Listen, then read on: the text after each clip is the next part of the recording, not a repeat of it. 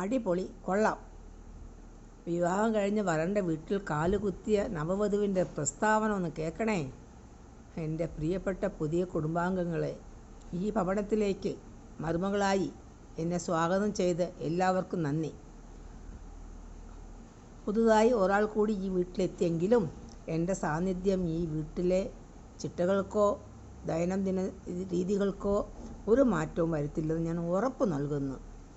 തുണി അലക്കിക്കൊണ്ടിരുന്നവർക്ക് അത് തുടരാം, പാചകം ചെയ്തുകൊണ്ടിരുന്നവർക്ക് അത് തുടരാം, വീട് അടിച്ചു വാരി വൃത്തിയാക്കിക്കൊണ്ടിരിക്കുന്നവർക്ക് അത് തുടരാം, പാത്രങ്ങൾ കഴുകിക്കൊണ്ടിരിക്കുന്നവർക്ക് അതും തുടരാം.